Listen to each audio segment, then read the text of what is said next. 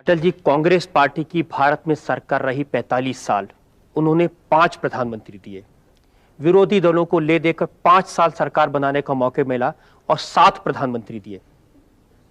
तो किस बिना पर भारतीय जनता पार्टी स्थायित्व का वादा कर रही है? अब अगला प्रधानमंत्री ऐसा आएगा जो पूरे 5 साल रहेगा। Harmanım, baba nerede çarşafım? Gördüğüm bu paketler benim dermanım. इतिहास गवाह है कांग्रेस ने अभी जो बातें हम पर जान दे देंगे इसके लिए। मगर ये देश रहना चाहिए।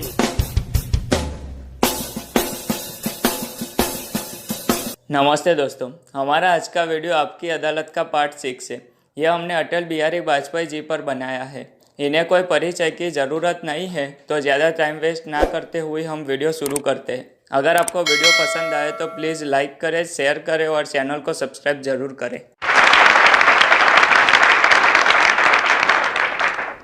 लोगों ने कांग्रेस को कसौटी पर कस लिया, लोगों ने संयुक्त मोर्चे को भी भुगत लिया। अब हम लोगों से कह रहे हैं कि आप हमें भी एक मौका दीजिए और आपको पछतावा नहीं होगा, आपको शिकायत नहीं होगी। अटल जी, आपकी पार्टी के जो अगले प्रधानमंत्री हैं वो पिछले प्रधानमंत्री की तरह सिर्फ 13 दिन तो नहीं चलेंगे? गणित बदल गया है।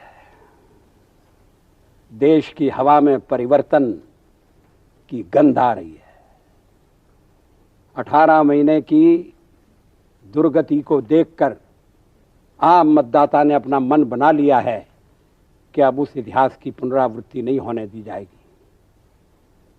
ये परिवर्तन सारे देश में घूमते हुए मैं देख सकता हूं और इसलिए मुझे विश्वास है मतदाता बहुमत वाली सरकार स्थापित करेगा।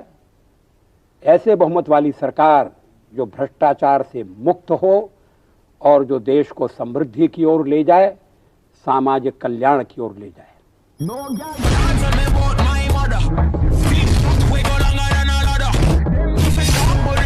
पिछले चुनाव में जयललिता कांग्रेस पार्टी के साथ मिलकर चुनाव लड़ रही थी, इस बार आपके साथ हैं। क्या गारंटी है कि चुनाव होने के बाद वापस कांग्रेस के साथ जाके हाथ न मिला लें? नहीं, हाथ मिलाने के लिए कांग्रेस रहेगी नहीं, वो हाथ कहां से मिलाएंगे।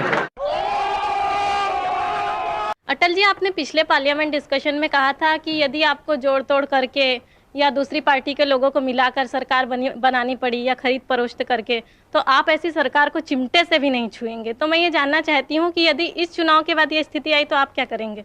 मैंने ये कहा था कि हम मेंबरों की खरीद फरोख्त नहीं करेंगे। पार्टी तोड़कर हमारे साथ सरकार बनाई थी, मैंने तो ऐसा कुछ नहीं किया। पार्टी तोड़कर सत्ता के लिए नया गठबंधन करके अगर सत्ता हाथ में आती है तो मैं ऐसी सत्ता को चिमटे से भी छूना पसंद नहीं। राजनीति को सौदे का विषय नहीं बनाएंगे।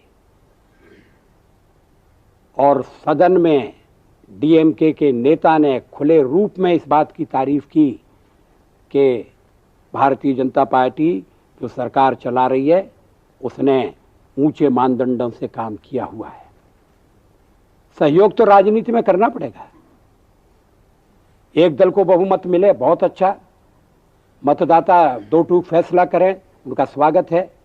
लेकिन अगर सहयोग लेने की आवश्यकता पड़ती है तो उसमें कोई संकोच नहीं होना चाहिए। अटल जी, उनका प्रश्न ये था कि अगर सरकार बनाने में बहुमत में आपके और आपकी जो एलाइड पार्टीज हैं उनके भी बहुमत में कुछ कमी रह गई तो क्या फिर से कांग्रेस को तोड़ने की कोशिश करेंगे?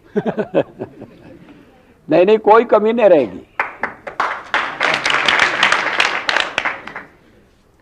मुझे तो 300 की संख्या दिखाई दे रही है।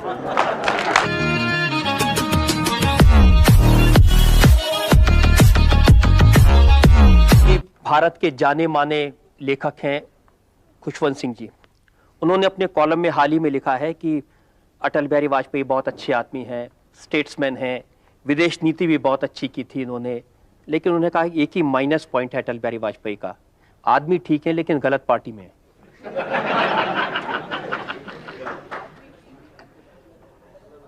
सरदार खुशवंत सिंह जी की मैं बड़ी इज्जत करता हूं। वो बहुत अच्छा लिखते हैं उनका लिखा हुआ पढ़ने में बड़ा आनंद आता है। उन्होंने मेरी जो तारीफ की है उसके लिए मैं उन्हें शुक्रिया अदा करता हूँ, लेकिन उनकी इस बात से मैं सहमत नहीं हूँ कि मैं आदमी तो अच्छा हूँ मगर गलत पार्टी में हूँ।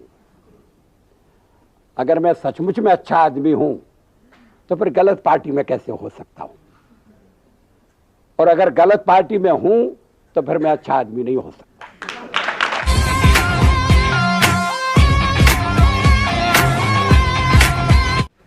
अटल जी, ये सच नहीं है कि आपका चेहरा उदारवादी है और भारतीय जनता पार्टी का चेहरा सांप्रदायिक? जी नहीं, भारतीय जनता पार्टी को लोगों ने पहचाना नहीं है। अनेक प्रदेशों में हमारी सरकारें चल रही हैं, कहीं भी सांप्रदायिक तनाव नहीं है, कहीं भी मजहब के आधार पर भेदभाव नहीं है। सर्वधर्म समभाव में हमारा विश्वास है, हम उसी के अनुसार आचरण करते हैं। सांप्रदायिकता क्या है? अगर धर्म या मजहब के आधार पर भेदभाव किया जाए तो वो सांप्रदायिकता है। अगर वोट बैंक की राजनीति की जाए तो वो सांप्रदायिकता है। हम तो एक राष्ट्रीय पार्टी है, राष्ट्रवादी पार्टी है, और इसलिए इस बारे में पार्टी में और मेरे विचारों में कोई अंतर नहीं है, कोई भेद नहीं है। अटल जी, ये सच नहीं कि 6 दिसंबर 1992 को जब बाबरी मस्जिद का ढांचा टूटा था तो आपकी आंख में आंसू थे और पार्टी के बहुत से लोग हंस रहे थे? जी नहीं, ये तो आप इतनी दूर की खबर लाए हैं कि जिसका मुझे भी पता नहीं है।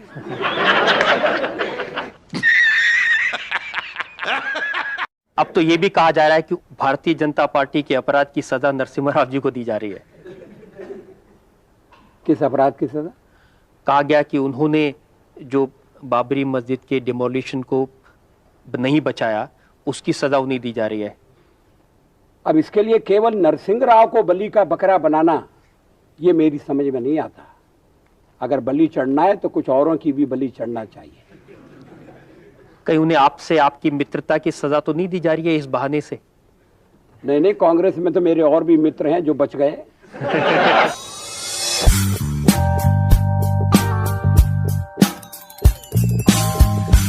अटल जी, कांग्रेस पार्टी के अध्यक्ष हैं सीताराम केसरी।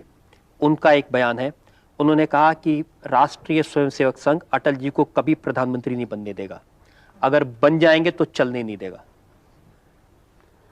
केसरी जी को बड़ी अंदर की खबर है। केसरी जी को ये तो पता नहीं है कि वो कांग्रेस के अध्यक्ष रहेंगे कि नहीं रहेंगे। अखबारों में लिखा जाता है कि भारतीय जनता पार्टी में 2 गुट हैं, एक नरम दल है, एक गरम दल है, एक वाजपेयी जी का दल है, एक अडवाणी जी का दल है। जी नहीं, मैं किसी दलदल में नहीं हूं। मैं तो औरों के दलदल में अपना कमल खिलाता हूं। सुन, मैं वापस आ गया, तू फिर से डरेगा। जिस तरह फ्लॉप हुआ आप क्या करेगा, मैं पहले से फेमस था। अगर आप पावर में आएंगे तो कश्मीर की जो प्रॉब्लम है उसके बारे में आपको क्या कहना है? इसका आपने क्या उपाय सोचा है? कश्मीर के बारे में भारत की संसद सर्वसम्मति से यह प्रस्ताव पास कर चुकी है कि पूरा जम्मू कश्मीर भारत का अभिन्न अंग है। और जब हम पूरे जम्मू कश्मीर की बात कहते हैं तो उसमें कश्मीर का वो हिस्सा भी शामिल है जो आज पाकिस्तान के कब्जे में है, वो हिस्सा भी शामिल है जो पाकिस्तान ने चीन को दे दिया है। अटल जी, जजमेंट के पहले मैं आपको एक थोड़ी सी पनिशमेंट देना चाहता हूं। जजमेंट दूंगा आपकी एक आध कविता सुनने के बाद। अब जज का आदेश है, मैं कैसे टाल सकता हूं?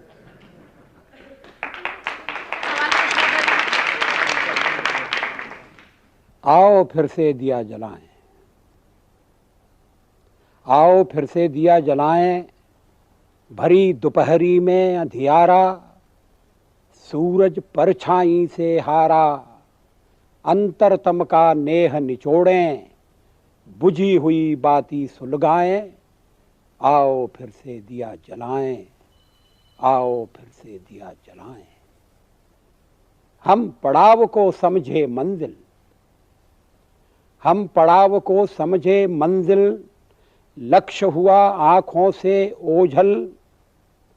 वर्तमान के मोह जाल में आने वाला कल न भुलाएं। आओ फिर से दिया जलाएं, आओ फिर से दिया जलाएं। अंतिम है, आहुति बाकी, आहुति बाकी यज्ञ अधूरा। अपनों के विघ्नों ने घेरा, अंतिम जय का वज्र बनाने नव दधीची हड्डियां गलाएं। आओ फिर से दिया जलाएं, आओ फिर